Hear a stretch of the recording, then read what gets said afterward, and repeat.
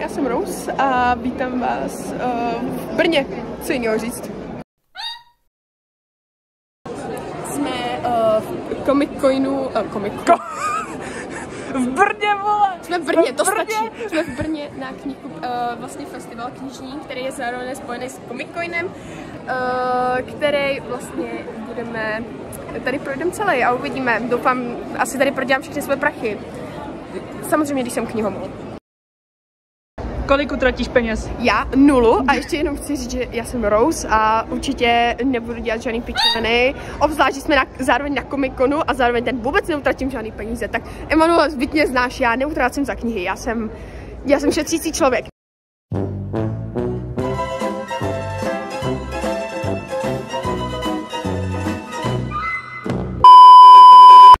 Jsem tu ani ne...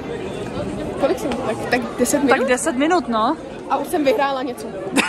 Leptíky a samolepky. A bavilo mě, že i pro Emanuele padly samolepky, který absolutně nezná a já chápu celou jejich pointu. Miluji. No. Teďka půjdeme na autogramiádu Kateřiny Svačilový.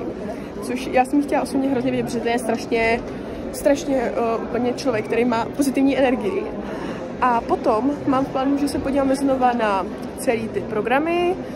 Zkusíme se podívat, jestli ještě někde jsou ty soutěže a podíváme se, kde jsou levnější knihy, protože jsem zjistila, že oni jsou tady se slevama. To je schválně, protože asi kvůli tomu, že si platil ten vstup. Jako, já jsem vůbec nedivila, abych to taky udělal.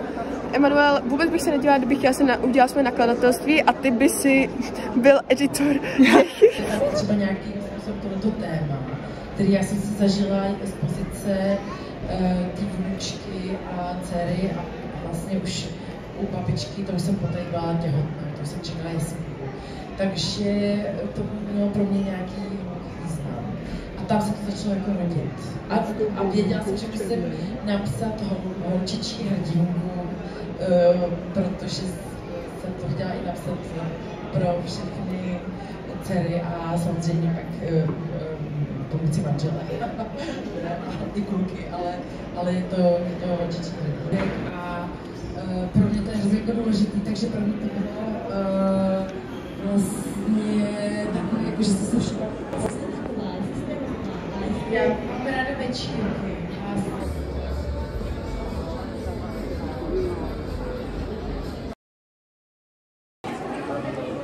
Teď jsme zrovna na části, kde si kupuješ věci do Comic-Conu, například Hello Boss, nebo Pokémony, nebo tady máš arky. Anime různě, co si tady někdo vyrobí, namaluje. Emanuel už tady vykoupil. Jo? A já se tím bádám, protože chci samolepku.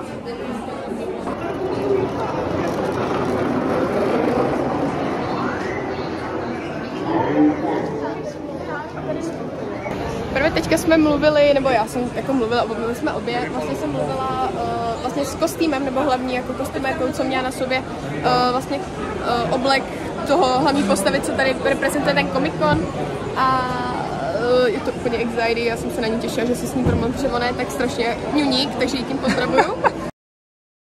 Tak, už jsem doma, konečně, napapaná a teď vám chci ukázat, co jsem si vlastně přivezla, vyhrála, koupila, ty věci. První věc, co jsem ani nevěděla, a že to je vlastně spojený s Comic-Coinem, už to říkám blbě, oprav to. Comic-Con. Tak jsem to ani nevěděla a bylo to pro nás milé překvapení. Proto jsem viděla ty nádherné kostýmy, co si každý udělal, jako musím říct, že jako já na to energii teďka nemám, jo, ale když jsem gimplák, tak prostě teď se mi to tam do toho honoráře fakt nehodí. Ale kdybych příští rok plánujeme jet znova, tak to si plánujeme udělat. Buď půjdu jako za Katniss z Hunger Games, anebo půjdu z jedný anime jako hlavní postava, The Rose of Versailles, půjdu za Oscara. Emanuel máte tady takhle fotku. Takže tak. A konečně vám ukážu věci, co jsem si přivezla. Tak, jelikož jsem chtěla i něco s anime, nebo jako prostě Comic-Con. A chtěla jsem podpořit nějaký ty lidi, tak jsem si koupila samolepky, protože samolepek nikdy není dost. Koupila jsem si od téhle holčiny, takže dávám shoutout, jsem si koupila dvě samolepky. První jsem si koupila tuhletu nádhernou kočičku Fabulous, prostě to je moje energy teďka, když vím, jaký krásný knížky jsem si koupila. A hlavně se líbí, jak jsou holografický a krásně se třpítí a jsou takový příjemný do ruky. A milu Pokémony, tak musela jsem si přivést tohle Pokémona Leafeona. No a potom, co jsem si přivezla z festivalu. Jelikož jsme u samolepek, budeme pokračovat. Takže, my jsme, Hamburg tam měl jako věc, že ty vyplníš anketu a potom si můžeš roztočit ruletu a něco vyhraješ. Můžeš vyhrát print na dohodu růží, teď nejsem jistá. Potom ještě tam byly jako nějaký další a mohl vyhrát knížku. Já jsem chtěla vyhrát knížku, ale to se mi nepovedlo, ale dostala jsem krásné věci a jdem si ukázat. Mý kamarádce, mému editorovi, padly nálepky. A jelikož on nečetl 4. křídlo, jelikož ona, editorka moje, má ráda spíš thrillery a tyhle ty věci a fantazii moc neříká, tak mi je dala, nebo jsem je poprosila, takže Emanuelku, miluju tě. Obzvlášť tuhletu samolepku, tu někam musím dát. Když se budete dívat, protože mám to trošku pomačkané, lehla mi na to kočka. Víc vysvětlovat nemusím. Potom já jsem v anketě, nebo jako v tom kolečku, vyhrála lepíky. Jenže první věc je to, že já nelepíku. Je to takový, já nevím, já jsem se k tomu ještě úplně nedostala, mně to přijde takový, jako že mi tam někdy lepíky i vadí, protože třeba moje kamarádka to lepila do textu. Já jsem si, dostala jsem tyhle ty lepíky, což osobně jsou dobrý, jo. Asi když budu fakt potřebovat, tak budu lepíkovat, takže možná díky těmhle lepíkům začnu. No, potom jsem ještě moje mamka, já jsem řekla, ať moje mamka si taky vytočí něco. Jo, já jsem reálně řekla, já jsem tak moc chtěla hodně věcí, že jsem nakonec řekla, ať to vytočí. A mamka vytočila zrcátko vlastně dohoda růží. Tak se půjdeme na něj podívat. Takový cutie. Tady jste vy. Hello. Takže to se určitě bude hodit na takový ty kapesní věci, prostě šminky pro holky. Tak to byla první věc, co jsem dostala. Potom ještě, dobře, já to ukážu rovnou. Ještě od vlastně Sáry Topinkový jsem dostala, ona vždycky dávala, když jste si byli u jejího stánku, něco jste si koupili, tak dávala tuhletu štěličku, krásný přívěšek, to si dám na klíče do školy, snad mi neupadne, to by mě fakt mrzlo. Takže to jsou vlastně všechny věci, tady, co jsem si dostala, a teď jdeme na knížky. První knížkou, kterou asi začnu, bude, to jsem si koupila, místo 400 jsem za ní zaplatila 280 Kč. Proto taky chci doporučit lidem, co milují knížky, tak musíte určitě zajít do festivalu, protože oni mají hrozně slavné knížky. Luxor měl, myslím, že 20% slevu, knihy Dobrovský měly 30 a na angličtinu 15.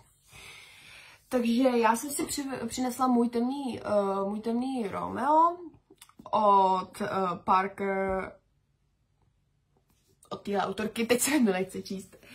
Tak je to nějaká dark romance, hodně mi ji doporučila kamarádka. Osobně ještě nevím úplně, o čem je a můžeme se to spolu přečíst. Navzdory blížící se sňatku s temperamentní Dallas nemůže pomoci Anna Honastample se políbí pohledného cizince, muže, který jen shodou okolností úhlavním nepřítelem jejího snoubence. A krátce poté, co jí tajemný cizinec donutí vyměnit si předmanželský slib, raději s ním je pohltí neskrotná vášeň. Takže musím uznat, že tohle se těším. Tohle bude velice zajímavá knížka. Pak asi na to uděláme i, budeme na to mít asi i rozbor. Takže to byla první knížka. Budu říkat i ceny, abyste si jako dokázali tak jako představit. Další věc. Asi první ukážu, nebo ještě ne, ještě půjdeme na ten a pak ukážeme s podpisama a s printem a tyhle ty věci. Další věc, co tu mám, je Období trnů, což ta knížka vyšla teďka teprve nedávno, myslím, že teďka v listopadu nebo v říjnu. Je vlastně o tom, že oni tam není nebezpečné, než být čarodějkou, ona je čarodějka, hlavní postava, a pak musí na dvůr, kde bude zažívat nějaký intriky a bude tam i, myslím, že triangle. Na tuhle knížku já jsem ani neměla v plánu si ji kupovat, ale on tam tak trošku... Ona tam bylo 4. křídlo ve speciálních edicích, jo, a pak tam bylo i v klasickém tom černém paperbacku malým, ale to bylo tak drahý, že jsem si potřebovala nějak zavolepit svou bolest. Já jsem si koupila tu období toho růží a nelituju toho. V podstatě já se na tohle těším. Já jsem už na tu knížku koukala jako předtím, ale to je kvůli tomu, že růže, já jsem Rose, Mino, tak vlastně mám ráda všechno, co se jmenuje růže, nebo je tam namalovaná růže, takže mě to zaujalo. Ale když to vyprávěla vlastně jedna holčina, kterou sleduju na knížky, tak mě to úplně jako je to pěkný, ale nepotřebuji to mít v knihovně. No a teď už je to v mojí knihovně. Takže to je další knížka. Potom dáme asi tuhle. Tak je vlastně Nevracej se pro mě. Tuhletu Dark Romance. Osobně už jsem se na ní těšila, už jenom čistě v angličtině. Je to vlastně jako vojenská, že vlastně oni tam budou jako muset bojovat a tyhle ty věci a to úplně, už jenom ten obal mě řve, chci to. Fakt jako knížku, kterou jsem i chtěla koupit, ale neměla jsem na to kdy a nelituju toho, že jsem se to až teďka koupila, protože jsem k tomu dostala i nádherný print. By the way, z tohohle i festivalu si poprvé v životě vezu printy, jo. Já jsem zatím si nikdy nic jako nekoupila, protože jsem si to malovala sama většinou. Takže úplně musím říct, že gorgeous. Jako, ono to je správně pohľadice, ale já budu tomu říkat print, jo, protože reálně je to print. Takže love it. Na tuto knížku se velice těším. Na to bude určitě taky recenze. No a potom, jak to říct? Začneme asi tou knížkou a pak řekneme tu poslední. Koukala jsem tam na knížky, já čtu, mají trošku jako méně knížek, protože teprve to začíná to jako nakladatelstvím. A mně hrozně se líbilo ta knížka To nejtemnější přání. A oni tam měli zrovna, samozřejmě logicky, když je to teďka jich nejnovější. A já jsem se rozhodovala mezi klasickou a nebo tam měli speciální edici. Tu speciální edici, pokud se nepletu, mi paní říká, že nejde normálně koupit, že fakt jako na konkrétních místech. A prostě je to edice, chápete? No a mě to nedalo a jenže já už jsem vyplejtala svůj budget a najednou nevím, co jsem měla dělat. Před kamarádkou jsem se tam hroutila vlastně. Dobře, já už vám to ukážu. Přinesla jsem si To nejtemnější přání, tu edici. Ale doteknu ten příběh. A začala jsem prostě panikařit, co budu dělat, mám si teda koupit tu levnější, ten paperback, když je taky krásný, ale prostě ta limitka je fakt nádherná. A ona prý, já ti to zaplatím a pak mi to dáš. Takže mě zachránila zadek, jo. Takže to jsme tam řešili tak 5-10 minut. A paní kolem jako nás tak jako odposlouchávala, ale jakože viděla, že chci to koupit zároveň, jako si nebyla jistá. A pobavilo mě, že ta stejná paní, co nás tak jako trošku odposlouchávala, najednou, jak říkám, hele, já si vezmu tuhletu knížku. Vezmu si To nejtemnější přání. A ona prej, jo, jasný, vem si, jo, jasný, tady máš, chceš ještě podepsat a my. Reálně jsem na ní koukala tak sekundu, když mi došlo, že mě nás odposlouchávala autorka. Ježiš, to si musela myslet, že jsme úplně retardi. Takže autorka prý, tak chceš to rovnou podepsat a já, jo. Takže mám i podpis, já vám ho ukážu.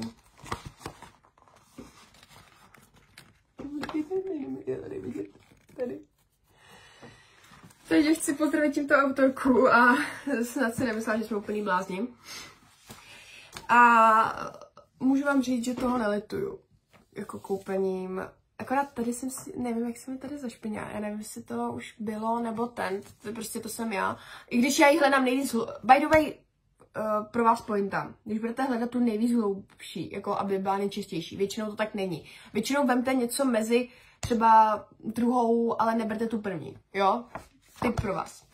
Takže musím říct, že Nejtemnější tajemství je nádhernou edici. Jakože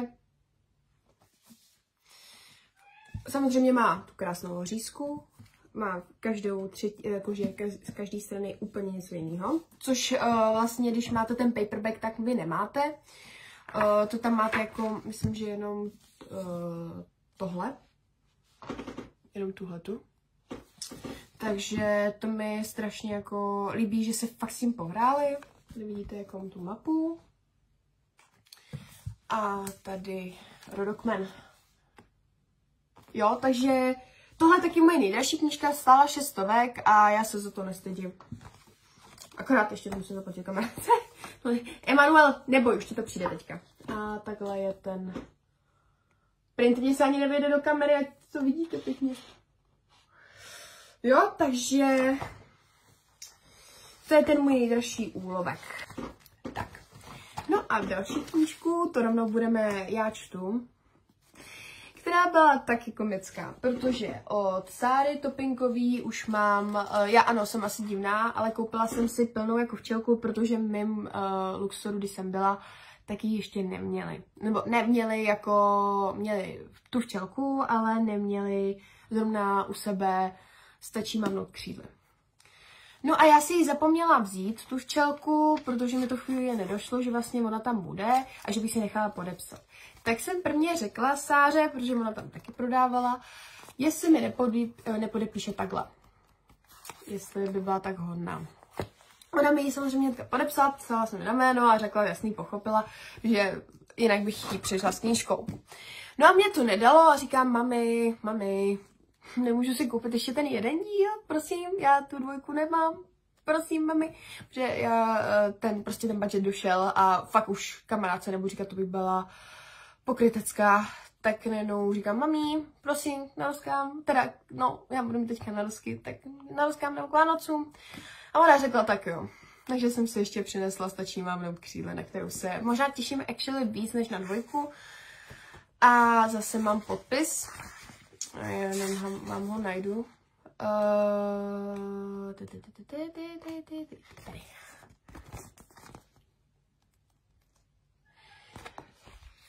Takže musím říct, že všichni autoři, ještě mám jednu knížku, to nemám u sebe, to mi mamka zbalila, jsem si od Petry Nevečeřilový, tak jsem si koupila tu Astrid a Eja, kterou mi podepsala, ale tu mi mamka jako chce dát k Vánocům, takže to mám vlastně 1, 2, 3, 4, 5, 6 knížek jsem si přivezla, k tomu ještě ty nálepky.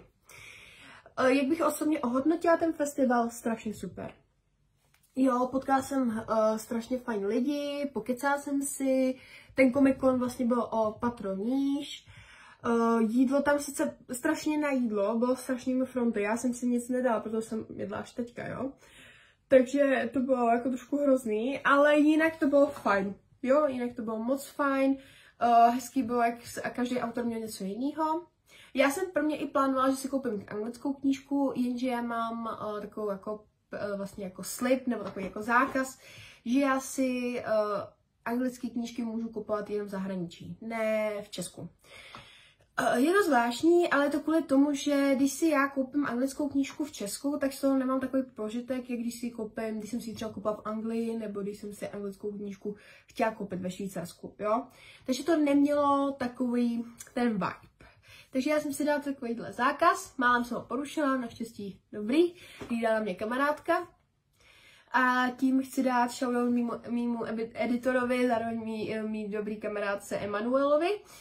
A ten taky střídá tohleto video. Emanuel, představ se. Tak jo. A chtěla jsem vás takhle uvízt. Přišlo mi jako dobrý na první díl vlastně udělat knižní video, protože můj kanál bude vlastně o knížkách, ale zároveň i o ničem jiným. A kdyby mi do toho nekecala kočka, tak se i moje kočička s váma loučí. Tak jo, doufám, že jste si se mnou tady ten mini cesta po vlastně po celém knižním festivalu užili. Doufám, že vás to taky bavilo, pokud ano, dejte like a odběr a uvidíme se zase někdy v budoucnosti. Maybe in the future. Bye!